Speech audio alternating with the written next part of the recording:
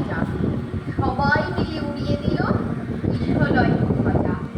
সেজে গুজে চলল সবাই উৎসবে যোগ দিতে। শিউলি পলাশ সবার মাথায় টুকটুকে লাল ফিতে। কৃষ্ণচূড়ার আগুন রঙের ওড়না চুড়িদার, রাধা চূড়ার মতো আছে স্বর্ণ চুড়িদার।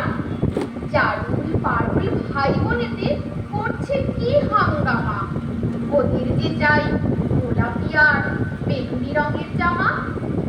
আলোক সজ্জা নইলে কি আর তেমন সোহাগ খোলে, অমল তাসের ডালে সোনার ঝাড় লণ্ঠন তোলে।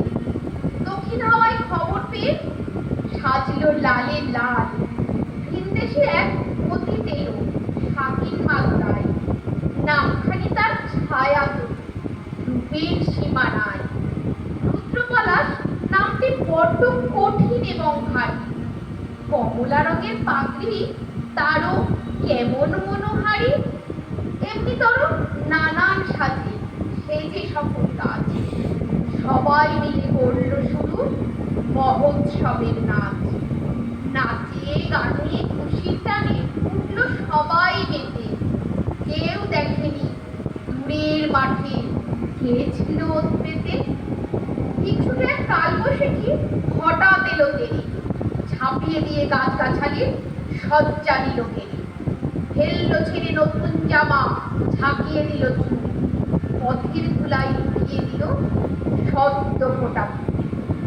ধ্বংসলীলা সাঙ্গ করে উধাও হলো শেষে, কেন এমন দুঃখ এলো হাসি খুশির দেশে।